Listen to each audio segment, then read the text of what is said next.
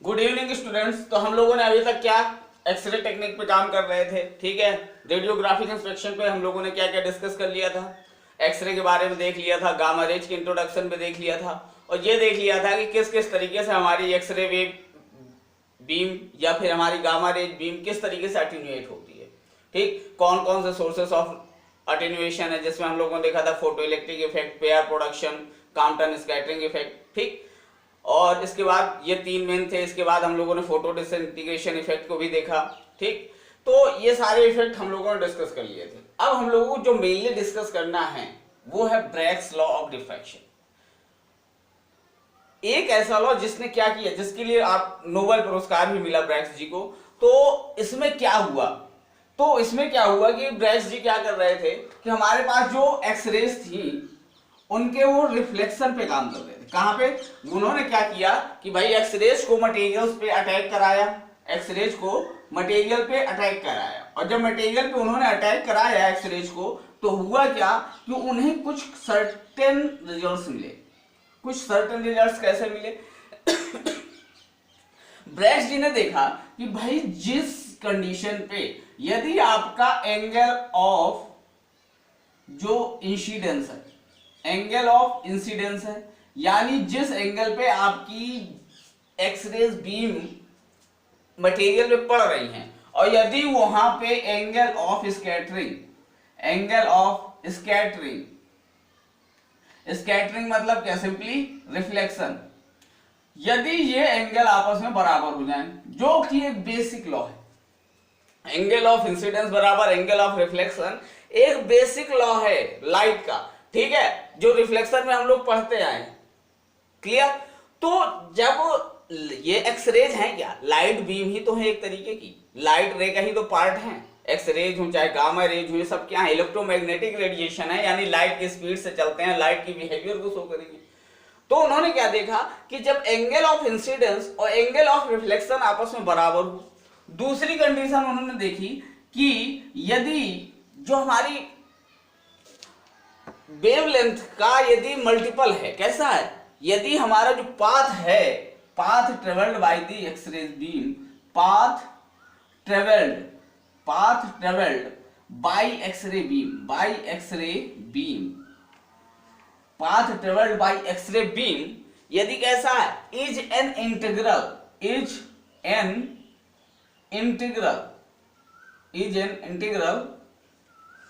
Of wavelength, integral multiple कह सकते हैं, क्या? Multiple, integral multiple of wavelength.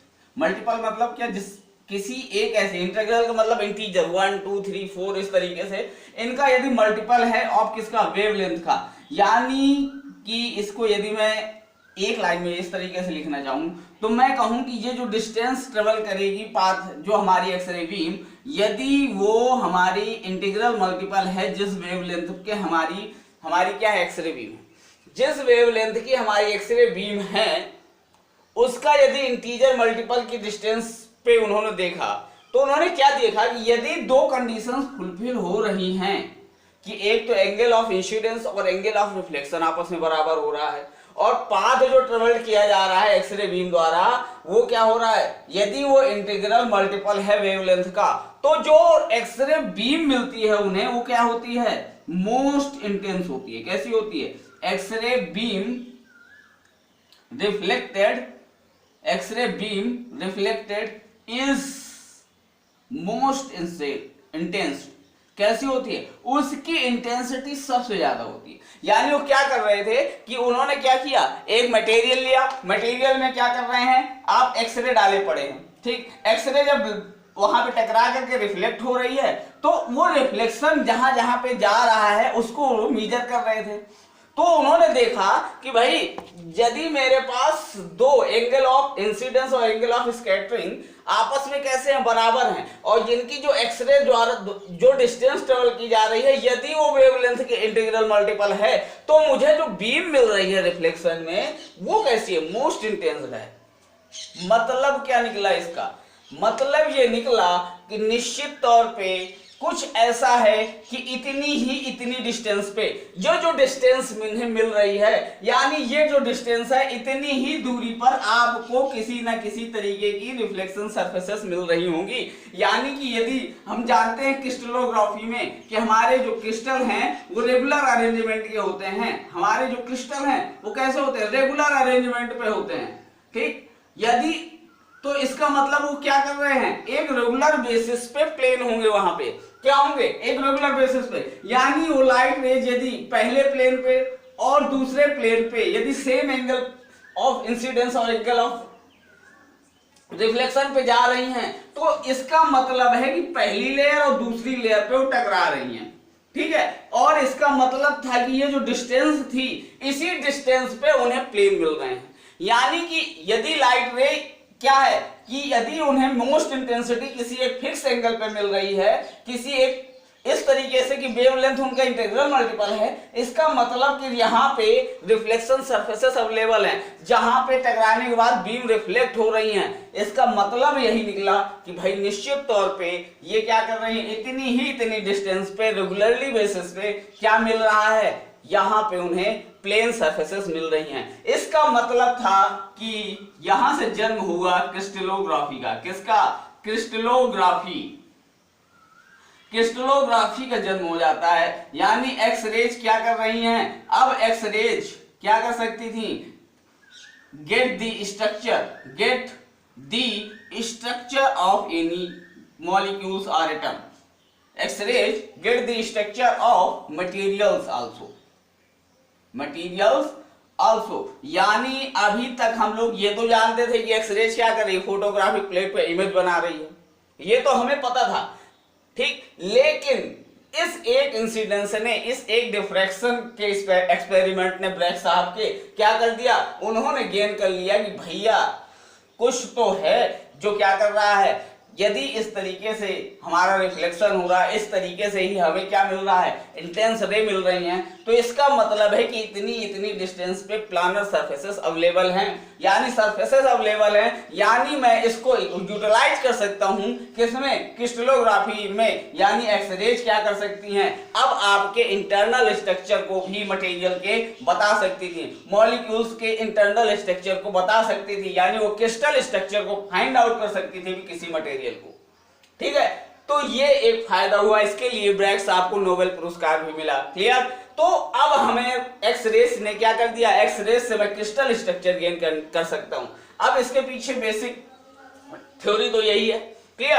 अब इसका डेरिवेशन कि यदि मान लीजिए मेरे पास कोई एक रे है, एक्स रे, जो ए से किसी एंगल पे इस तरीके से आ रही है, ये बिल्कुल स्ट्रेट लाइन है, क्लियर, ठीक है। तो ये बी पॉइंट पे यदि टकरा रही है और इस तरीके से सी से बाहर हो रही है। अब इसको हमने कहा, यहां पे रिफ्लेक्शन के बारे में बात की। डिफ्रैक्शन क्यों कहा, क्योंकि अब जब ये रे यहां से जाएगी किसी मीडियम के अंदर, कुछ हिस्सा रिफ्लेक्ट होगा, कुछ हिस्सा क्या होगा, डिफ्रैक्ट होगा ना।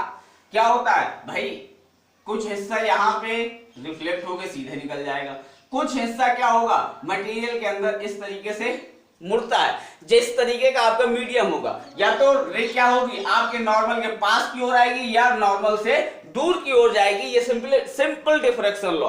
तो इसीलिए इसको डिफ्रैक्शन लॉ कहा गया कि भाई अब इसको ऐसे उन्होंने क्या कर दिया, बढ़ाया, ठीक। तो ये जो एंगल ऑफ डिफ्रैक्शन था ये थीटा, ठीक। रे या तो अपने नॉर्मल, ये जो क्या है, एक तरीके का नॉर्मल है, तो रे अपने नॉर्मल से या तो क्या हुई होगी, रे अपने नॉर्मल से या तो पास आई होगी या दूर गई होगी, यानी उसको इन्होंने इस तरीके से किया, ठीक है, क्लियर।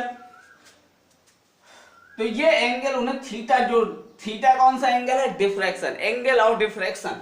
तो यहां से उन्हें पता था कि ये एंगल 90 डिग्री का बनता है।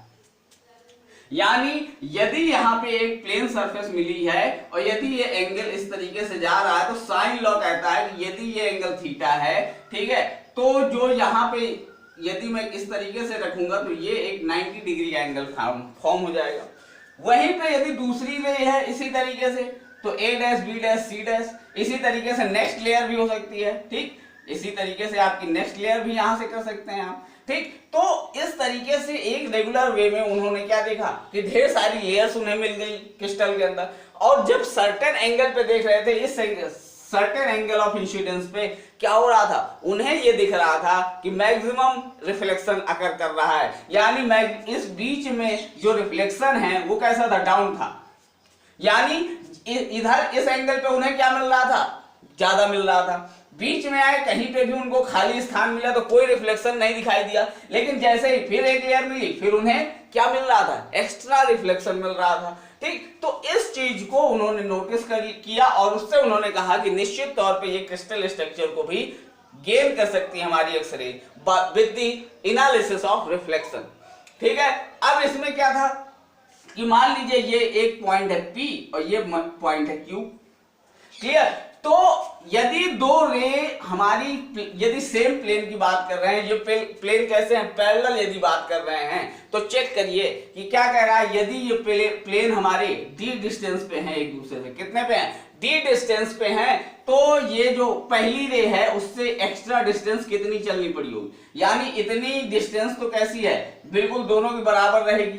क्यों, क्योंकि एंगल ऑफ इंसिडेंस और एंगल ऑफ रिफ्लेक्शन इस जगह पे बराबर रहने वाला, यानी एक्स्ट्रा डिस्टेंस हमें ये चलनी पड़ी होगी, क्लियर, ये क्लियर, इतनी सी डिस्टेंस हमें एक्स्ट्रा चलनी पड़ी होगी, यानी पीवी डैश या बी डैश क्यू, क्लियर। तो यदि ये एक्स्ट्रा डिस्टेंस है तो extra distance travelled by x ray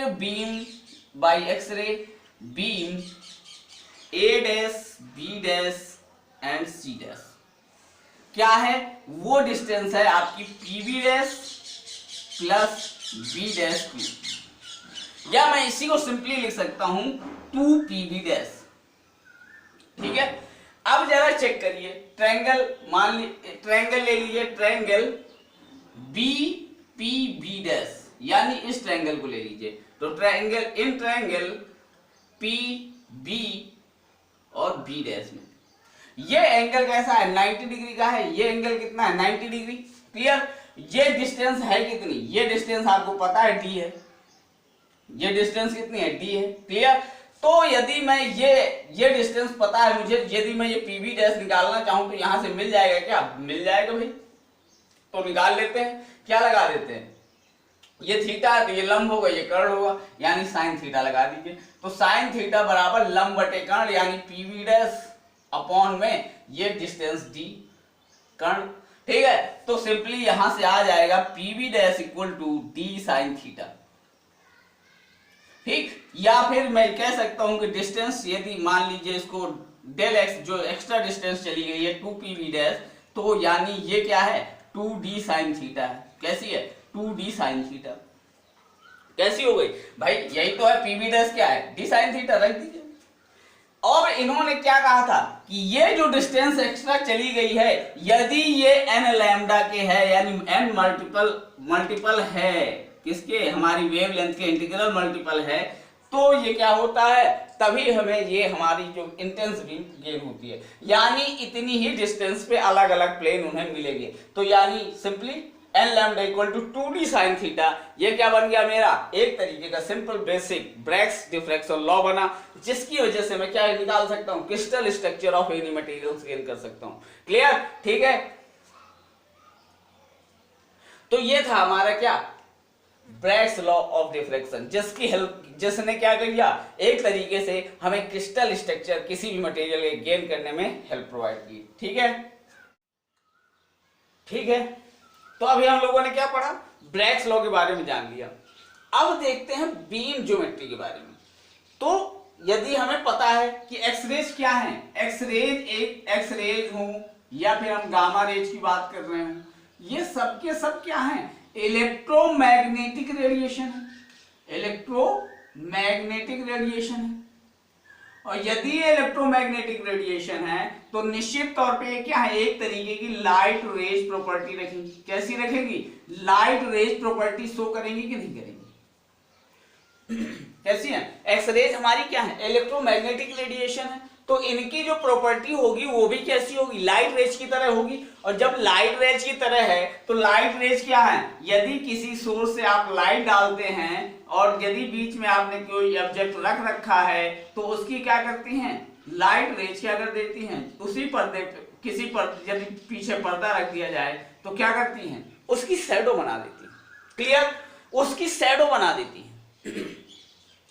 तो यदि शैडो बनाती हैं तो हम लोगों ने हाई स्कूल में ढेर सारे लेंस प्रिंसिपल लाइट रेज पे बेस बात की थी, जिसमें क्या होता था कि यदि बीच में हम लोगों के पास एक कोई ऑब्जेक्ट होता था, ठीक बीच में हम लोग किसी तरीके का लेंस रख देते थे, फिर वहां से एक लाइट रेज निकालते थे, फिर एक इस तरीके से, क्लियर, और वो यहां से टकराने के बाद कुछ ऐसा होता था और फिर हमें एक इमेज मिल जाती थी। क्लियर, कुछ ऐसा ही था वहां पे भी। तो ये क्या थी, एक तरीके की बीम ही, तो हमारी लाइट रेज बीम की तरह काम कर रही थी। वहां पे हम लोग सिंपली क्या कहते थे कि ये यू है, हमारे ऑब्जेक्ट की डिस्टेंस है कुछ, ठीक, और इसी तरीके से ये इमेज की डिस्टेंस कुछ बी है, इस तरीके से आप डिफाइन करते थे। क्लियर, सेम चीज अब यहां पे आपको अप्लाई करनी है, ठीक है। सेम ये सारे प्रिंसिपल हमारे एक्स रेज में भी क्या होंगे, वैलिड हो जाएंगे।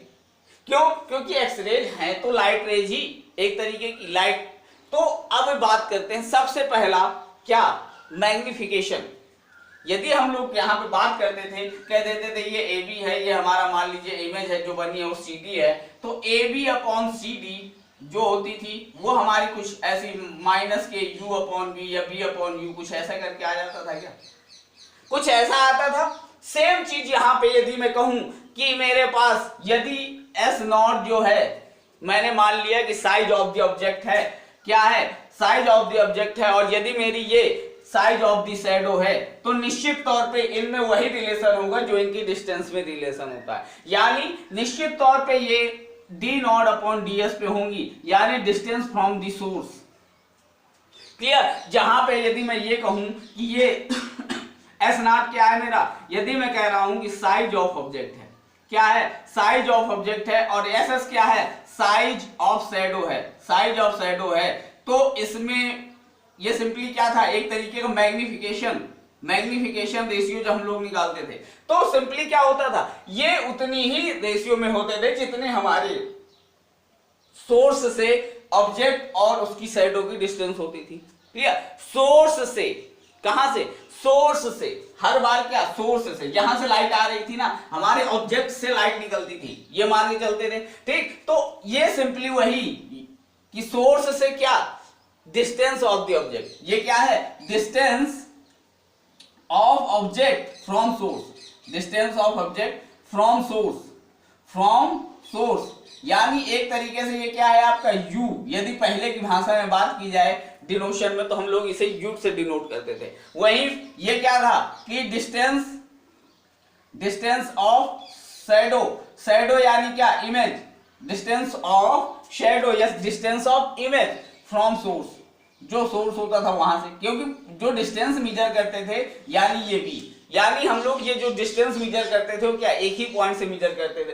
तो सोर्स से जो हमारी डिस्टेंस किसी डिफेक्ट की या हमारे ऑब्जेक्ट की होगी, यानी इसकी बात कर रहे हैं, ऑब्जेक्ट की डिस्टेंस क्या है, सिंपली मेरी क्या है, ये डी नॉट। क्लियर, और वही जो इमेज बनेगी फिल्म पे जाके बनेगी, तो यहां से ये जो डिस्टेंस मान ली ये है हमारी ds, या इसी को df कहा गया। क्लियर, ठीक, इस तरीके से। तो ये सिंपली क्या है, मैग्निफिकेशन फॉर्मूला है। क्लियर, जिस तरीके से हम यहाँ पे लाइट रेंज में बात करते थे, सिंपली उसी तरीके से आप डी नॉट डी एस में लिख के यू और बी भी कर सकते हैं, अपने हाई स्कूल के प्रिंसिपल्स को यूज कर सकते हैं।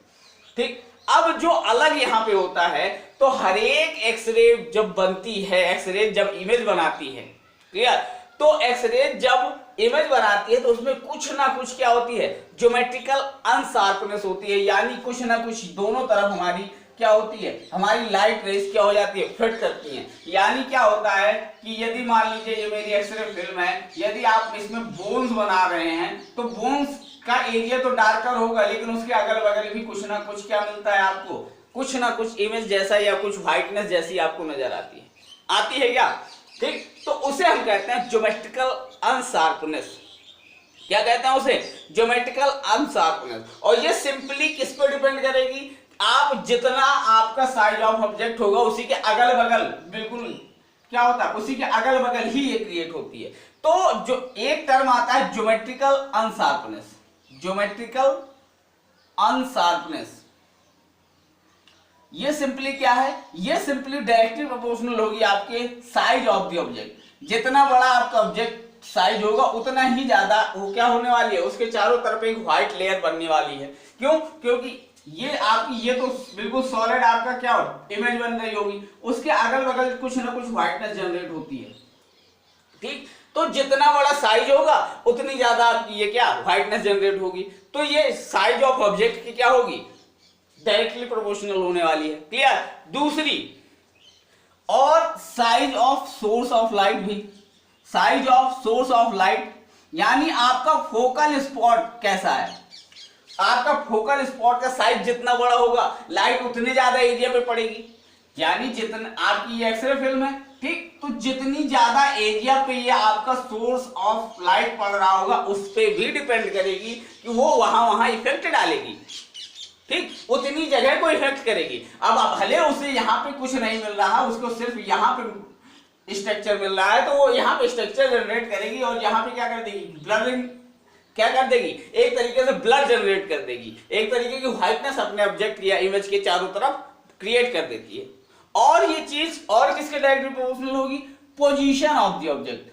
आपका पोजीशन कैसा है, ऑब्जेक्ट की पोजीशन कहाँ पे है, उस हिसाब से भी डिपेंड करेगी कि किस एंगल पे आपने अपने ऑब्जेक्ट को रख रखा, उतनी ही ज्यादा अनशार्पनेस आने वाली है। ठीक, तो ये ज्योमेट्रिकल अनशार्पनेस, ये जो चारों तरफ व्हाइटनेस जनरेट होती है, ये डायरेक्टली प्रोपोर्शनल होती है एक तो size of object, size of source of light और पोजीशन ऑफ द ऑब्जेक्ट, कितनी लाइट आपके फिल्म से इंटरफेयर करने वाली है उस पर भी डिपेंड करेगा। क्लियर? और इसको यदि मैथमेटिकली एक्सप्रेस किया जाता है तो इसको एक टर्म दिया जाता है यूजी, सिंपली उसमें एस या एसएफ कह दीजिए, यानी फोकल स्पॉट का size, size of focal spot, और ये क्या डी अपॉन सिंपली क्या DF minus D DF minus D क्या है आपकी, डी है फिल्म से आपकी जो डिस्टेंस है उस पे, डी क्या है, distance between film and defect, जहां पे आपकी इमेज मिलने वाली। आप पूरा हाथ रख, मान लीजिए आपके हाथ का एक्सरे करना है, तो क्या वो हाथ किसी इस हट, मान लीजिए मेरे इस अंगूठे का एक्सरे करना है, तो आप कुछ ऐसा रख देते हैं, तो क्या आपके पूरी बॉडी का स्कैन वो पूरी हाथ बन के आ जाएगा क्या, नहीं, आपके अंगूठे की वो हड्डी जहां पे डिफेक्ट होगा, जहां पे कुछ अलग मीडियम होगा, उसको कुछ अलग जनरेट करेगी। यानी जहां पे आपकी सॉलिडनेस होती है, यानी जहां पे आपकी हड्डी होती है, जो अलग मीडियम होता है, उसकी इमेज बिल्कुल अलग जनरेट होती है और उसके अगल बगल क्या कर देती है, ब्लर जनरेट करती है। ठीक, तो हमें उस ब्लर से, तो एक तो सबसे पहली बात है कि जितनी दूर आपका ये डिफेक्ट जनरेट होने वाला है, आपकी फिल्म से ये डिफेक्ट जितनी दूरी पे होगा उतनी ज्यादा आपकी ज्योमेट्रिकल अनशार्पनेस आने वाली है। क्लियर? दूसरी ये क्या है, डीएफ क्या है मेरी, सिंपली डीएफ है मेरी कहां से, हमारे जो सोर्स है यानी फोकल स्पॉट से फिल्म की डिस्टेंस है, यानी डिस्टेंस बिटवीन क्या है, फिल्म एंड सोर्स, या कहिए इसी को फोकल स्पॉट और फोकल स्पॉट, जहां से लाइट आती है।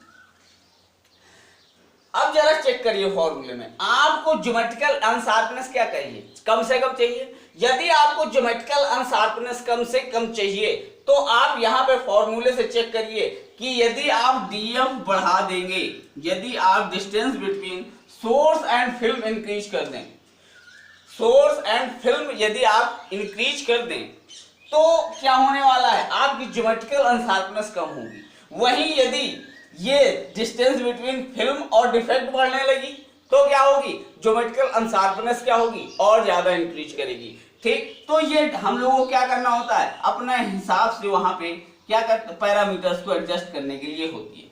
ये किस लिए कि ज्योमेट्रिकल अनशार्पनेस कम से कम आए, इसके लिए हमें फिर पैरामीटर्स को डिसाइड करना पड़ेगा कि डिस्टेंस बिटवीन फिल्म यदि इंक्रीज कर दूंगा तो निश्चित तौर पे आपकी ज्योमेट्रिकल अनशार्पनेस कम होगी, वहीं यदि इसे इंक्रीज करने जाएंगे तो क्या होने वाला है, डिफेक्ट से भी आपकी दूरी बढ़ सकती है। ठीक, तो दोनों ही पैरामीटर्स को आपको कंसीडर करके किस जगह पर ज्योमेट्रिकल अनशार्पनेस कम होगी उस जगह को आपको कंसीडर करना होता है। क्लियर? ठीक है, तो ये ज्योमेट्रिकल अनशार्पनेस क्या है, एक डिसएडवांटेज है। आपके चारों तरफ लाइट की क्या हो जाए, आपकी इमेज के चारों तरफ एक तरीके की ब्लरिंग जनरेट कर रही है। ठीक, तो उसको आपको रिमूव करना होता है। अब यदि बात करूं कि ये मैक्सिमम कब होगी, ये यूजी मैक्स यदि मैं कहूं मैक्सिमम, ये यूजी मैक्स आप मैक्सिमम कब कह सकते हैं, तो ये distance between film and object maximum कब हो सकती है कि भाई ये पूरी की पूरी फिल्म मेरी अपोजिट साइड में हो, ठीक है, और ये डिफेक्ट मेरा इधर पे हो। यानी सिंपली मैं कह सकता हूं कि ये सोर्स ऑफ, ये तो सिंपली फोकल स्पॉट है जिसका जो तो फिक्स रहेगा। क्लियर? बदल सकते हैं तो डीएफ और डीटी, तो डी यदि मुझे मैक्सिमम अनशार्पनेस चेक करनी है तो मैक्सिमम अनशार्पनेस क्या होगी कि मैक्सिमम डिस्टेंस कर दीजिए आप अपने डिस्टेंस ऑफ डिफेक्ट की, यानी आप बिल्कुल अपोजिट डायरेक्शन पे आ जाइए, यानी इस थिकनेस पे आ जाइए, पूरी क्या आ जाए, आपका डिफेक्ट इस फेस पे आ जाए तो यहां से जितनी होगी मैक्सिमम डिस्टेंस पे आ जाएगा, यानी मैक्सिमम अनशार्पनेस हो सकती है इस तरीके से डीएफ माइनस टी। क्या क्लियर है? ठीक, यानी ये डी जो distance between film and defect है ये मैक्सिमम थिकनेस के बराबर कर दीजिए, तो आपको ये क्या है, आपकी थिकनेस ऑफ द ऑब्जेक्ट। तो यदि अपोजिट फेस में होगी फिल्म के तो सबसे ज्यादा डिस्टेंस पे आपका डिफेक्ट आएगा और वो जो अनशार्पनेस होगी वो क्या होगी, मैक्सिमम होगी। क्लियर? इन चीजों को ध्यान में रख करके कुछ क्या बनाए गए, इमेज क्वालिटी इंडिकेटर्स बनाए गए। क्या बनाए गए? Image quality indicators. ये क्या कर रहे थे, इमेज क्वालिटी इंडिकेटर्स, ये क्या कर रहे थे, ये आपके फोकल साइज, क्योंकि आपको पता है ज्योमेट्रिकल अनशार्पनेस क्या है, size of source of light पे भी डिपेंड करती है। ठीक, तो ये आपके इमेज क्वालिटी इंडिकेटर सिंपली क्या कर दिए जाते हैं, ऑब्जेक्ट पे माउंट कर दिए जाते हैं, ये गेन करने के लिए कि आपका सोर्स ऑफ लाइट यानी जो आपका फोकल स्पॉट है वो उतना फिक्स कर दिया जाए। इसमें क्या होता है, इसमें या तो क्या होगा, एक तरीके के वायर टाइप होते हैं। कैसे होते हैं? वायर टाइप IQI, यानी वायर टाइप में क्या होगा कि यहाँ पे आपके पास फिक्स डायामीटर के वायर होंगे जिनसे आप फोकल साइज को क्या कर देंगे, लिमिट कर देंगे। यानी इसका कुछ डाया D1 होगा, इसका D2 होगा, ये D3 होगा, ये क्या हो, D1 is greater than D2 is greater than D3, इस तरीके से। तो ये क्या कर रहे हैं, आपके फोकल स्पॉट साइज को क्या कर देते हैं, लिमिट कर देते हैं कि इतना ही रहेगा। ठीक, तो ये इमेज क्वालिटी इंडिकेटर आपके ऑब्जेक्ट पे क्या कर दिए जाते हैं, माउंट कर दिए जाते हैं। ठीक, तो उतना ही फोकल स्पॉट फिक्स कर दिया जाता है इस तरीके से। वहीं दूसरे तरीके का हो सकता है, आपके प्लेट होती हैं, उसमें क्या होता है, प्लेट में इसी तरीके से एक सिंपल होल, बड़े साइज का होल, उससे भी बड़े साइज का होल, तो ये भी इस तरीके के भी क्या आते हैं, प्लेट टाइप के भी आपके क्या आते हैं, इमेज क्वालिटी इंडिकेटर। वहीं अमेरिका में जो यूज किए जाते हैं उन्हें पेनेट्रामीटर कहते हैं, इसी चीज को पेनेट्रामीटर्स के नाम से जाना जाता है। वो क्या करते हैं, वो एक ही प्लेट बनाते हैं, क्या करते हैं, एक ही प्लेट बनाते हैं, पर क्या करते हैं, उसमें अलग अलग हाइट पे होती है वो प्लेट, कुछ ऐसा, ठीक, फिर इसके बाद कुछ ऐसा, एक ही प्लेट बनाते हैं, ठीक है, और अलग अलग हाइट पे होती है, और उसी एक प्लेट पे ही वो क्या कर देते हैं, डाया बना देते हैं। तो सिंपली प्लेट टाइप के ही होते हैं, लेकिन क्या होते हैं, एक ही प्लेट में, जहां पे अलग अलग प्लेट्स यूज की जाती हैं, वो क्या करते हैं, सिंपल एक प्लेट ही यूज करते हैं, उसी में अलग अलग साइज करते हैं, यानी सिंपली ऊपर नीचे करके ही वो सिंपली काम कर सकते हैं अपने। ठीक, तो ये पेनेट्रामीटर्स कहलाते हैं। इस तरीके से चौथा एक डुप्लेक्स होता है, डुप्लेक्स में दोनों की ही क्वालिटी यूज कर ली जाती है। ठीक, वायर भी यूज कर लिए जाते हैं और इस तरीके से प्लेट भी यूज कर ली जाती है। तो ये सिंपली क्या करते हैं, आपके size of source of light, यानी फोकल स्पॉट को फिक्स कर देते हैं। यदि फोकल स्पॉट को आपने फिक्स कर दिया तो इंटेंसिटी ऑफ रेडिएशन को एक तरीके से क्या कर दिया, आपने कंट्रोल कर लिया। ठीक, उसी हिसाब से आपकी क्या होने वाली है, इमेज क्रिएट हो जाती है। क्लियर? ठीक है। अब जो मेन चीज होती है, अब आप पूरी की पूरी इमेज कहां पे लेते हैं? इमेज तो आप एक्सरे फिल्म पे लेंगे ना, एक तरीके की फिल्म देखते हैं आप ब्लैक कलर की, उसी में तो एक फिल्म लेते हैं।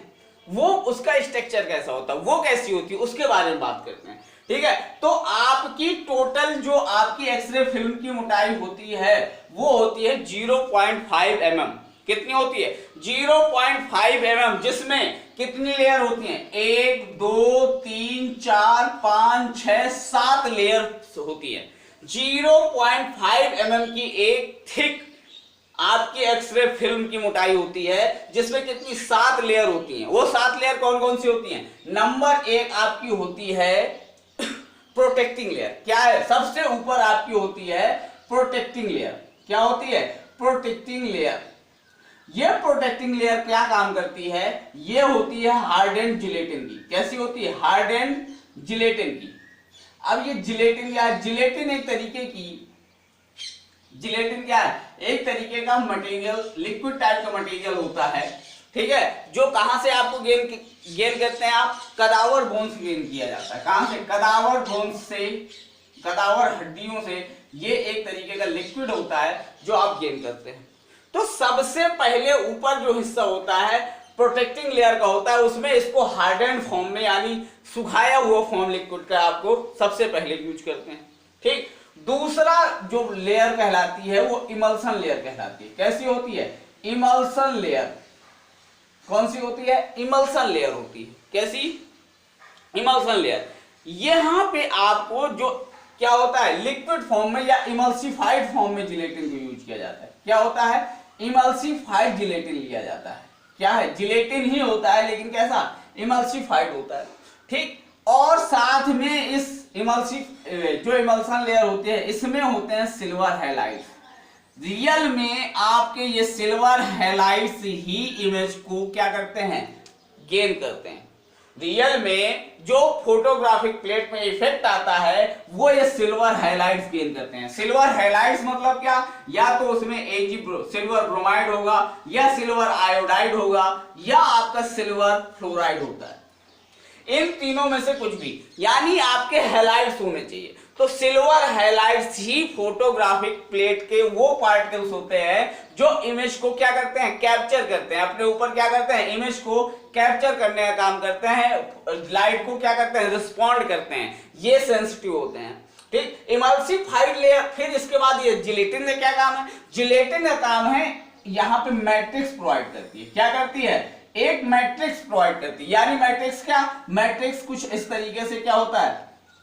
मैट्रिक्स, ठीक, जिनके बीच में इवनली डिस्ट्रीब्यूट होते हैं हमारे कौन? ये सिल्वर हाइलाइट्स। ठीक, तो इमल्सिफाइड जिलेटिन लेयर क्या करती है? एक तरीके की मैट्रिक्स प्रोवाइड करती है जिसमें हमारे सिल्वर हाइलाइट्स जो पार्टिकल्स क्या होते हैं? इक्वली यूनिफॉर्म उसमें क्या हो जाते हैं? अरेंज हो जाते हैं। तीसरी जो लेयर होती है इसे हम कहते हैं सबस्ट्रेटम। क्या कहते हैं? सबस्ट्रेटम। सबस्ट्रेटम। ठीक, ये क्या होती है? ये एक तरीके की बॉन्डिंग लेयर है। क्या है? बॉन्डिंग लेयर है।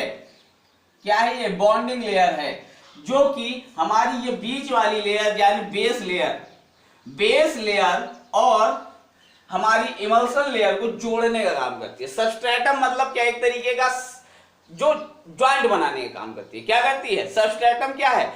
एक तरीके का ज्वाइंट बनाने का काम करती है। ये भी क्या है? एक तरीके से ये भी क्या करती है? एक तरीके की थिन जिलेटिन लेयर ही होती है। Thin gelatin layer. ठीक, ये जिलेटिन ही क्यों यूज किया जाता है? क्योंकि जिलेटिन क्या करता है? हमारे किसी भी तरीके से एक्सरे पाथ को डेविएट नहीं करता।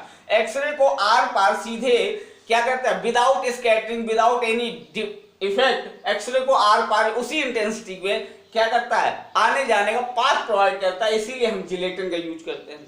सिल्वर हाइलाइट्स क्या करते हैं? हमारे उस एक्सरेज को रिस्पॉन्ड करते हैं और उस क्या करते हैं? उस इमेज को कैप्चर करने का काम करते हैं। ठीक, अब लेकिन सिल्वर हाइलाइट्स आप क्या करते हैं, यदि आप केवल कहीं पे पोत देते या कहीं पर मतलब उन पार्टिकल्स को रख देते तो क्या होती, एक जैसी आपको यूनिफॉर्मिटी नहीं मिलती।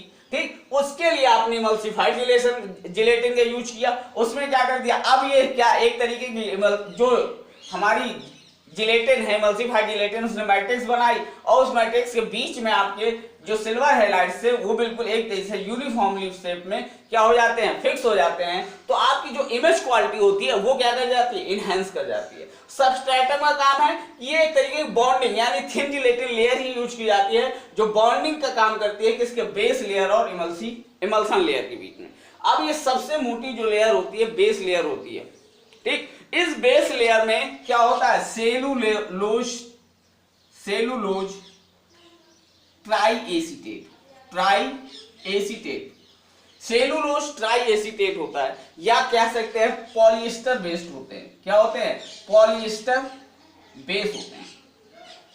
ठीक है, ये क्या करते हैं कि अब आपने ऊपर प्रोटेक्टिंग लेयर दे रखी है, ये बीच में बाउंडिंग दे दी, तो इसका जो काम होता है ये सपोर्ट करने का काम करते हैं। क्या करते हैं, ये इनका काम होता है टू सपोर्ट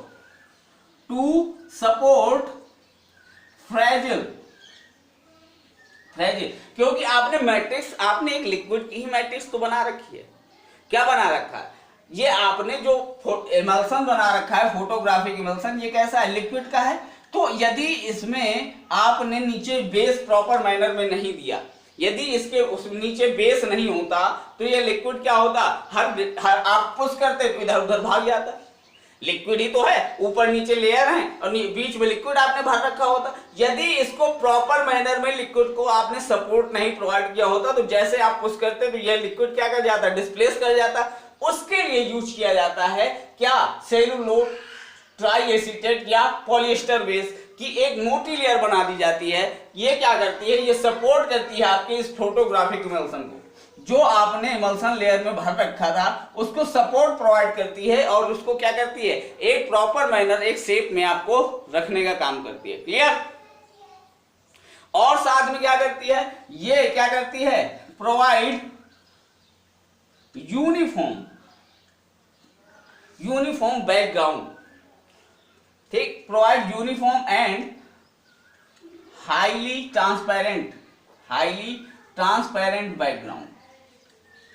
ये क्या करती है, साथ में ये एक काम दोनों, ठीक, एक काम ये भी करती है कि ये क्या करती है, आर पार, ये कैसे होती है, ट्रांसपेरेंट होती है। ये भी क्या करती है, आर पार आपकी एक्सरेज को आने जाने का पाथ प्रोवाइड करती है। अब इतनी लेयर आपकी जो प्रोटेक्टिंग लेयर, ठीक, इमल्सन लेयर और सबस्ट्रेटम बिल्कुल सेम यहां से रिवर्स हो जाते हैं। यहाँ पे अब ये अगली लेयर क्या होगी, सबस्ट्रेटम होती है, ये क्या होती है, इमल्सन लेयर होती है। ठीक, और ये क्या होती है, आपकी प्रोटेक्टिंग लेयर होती है। तो ये क्या कर रहे हैं कि अब ये रिपीट होती है। तो जो बेस लेयर है ये एक्सरेज को आर पार इजीली जाने का क्या करती है, ट्रांसपेरेंट आपको बैकग्राउंड भी प्रोवाइड करती है, जिससे आपको क्या होता है, इमल्सन लेयर में यहां पे भी इमेज मिलती है, यहां पे भी इमेज बनती है और यहां पे भी आपकी इमेज क्रिएट हो जाती है। ठीक, इसीलिए आप चाहे एक्सरे को इधर से देखें चाहे उधर से देखें, दोनों तरफ आपको इमेज क्रिएट होती है। ठीक, तो 0.5 mm के उसमें आपकी 7 लेयर होती हैं, जहां पे बेस लेयर से क्या हो जाती है, वही लेयर आपकी रिपीट हो जाती है। ठीक है, और जिलेटिन का काम क्या है, एक तरीके का ट्रांसपेरेंट मीडियम होता है, जो क्या होता है, हमारे सिल्वर हैलाइड्स को क्या करता है, प्रॉपर मैनर में रखने का काम करता है। एक्सरे को विदाउट स्कैटरिंग क्या करता है, ट्रेवल कराने का काम करता है। क्लियर, ठीक है। तो इस तरीके से एक्सरे फिल्म का क्या होता है, कंस्ट्रक्शन होता है, जिसको हम लोग क्या करते हैं, यूज करते हैं। अब यदि हैंडलिंग की बात कर लें कि किस तरीके से आप इसे हैंडलिंग करेंगे, तो कभी भी हमेशा इसे लेस देन 24 डिग्री सेंटीग्रेड के एटमॉस्फेयर में रखेंगे और लेस देन वहां पे 60% से लेस क्या होनी चाहिए, ह्यूमिडिटी होनी चाहिए। बहुत ज्यादा आर्द्र मौसम में इसको नहीं रख सकते आप। ठीक, टेम्परेचर 24 डिग्री सेंटीग्रेड से ज्यादा नहीं होना चाहिए, ह्यूमिडिटी 60 डिग्री से कम होनी चाहिए।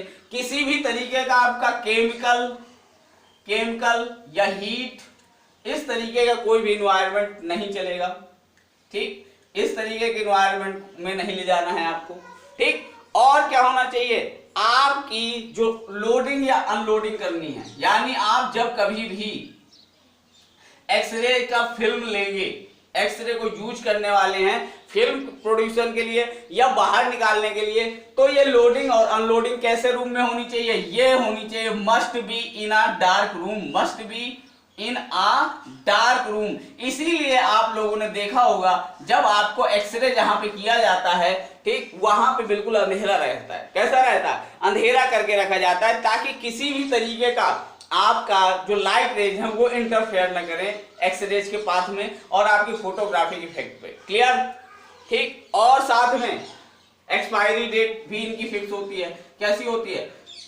तो expire not used after expiry date. After expiry date यदि आप यूज कर रहे हैं तो निश्चित तौर पे आपकी इमेज कैसी होगी? क्लियर यूज नहीं होगी। ठीक है। और एक बार आपकी वेट फिल्म होती है, जब आप क्या करते हैं, जब आप एक्सरे कराते हैं उस समय उसको क्या करते हैं, लिक्विड में डिप करके आपको शुरू में रखा जाता है जब ड्राइंग के लिए जाता है। तो wet film should not touch with finger, should not touch with finger, उनको कभी भी हाथ से आपको नहीं छूना चाहिए।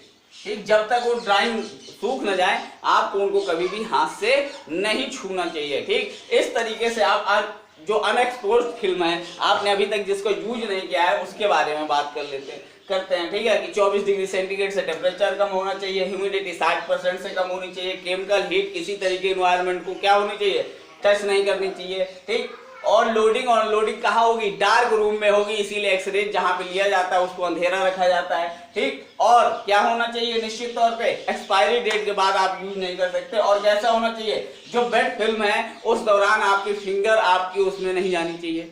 फिंगर तो आपको आपके इमेज देखते समय भी यूज नहीं करनी चाहिए, तो उसके बारे में बात करेंगे कल। ठीक है, आज के लिए इतना ही रखते हैं। ठीक है, थैंक यू।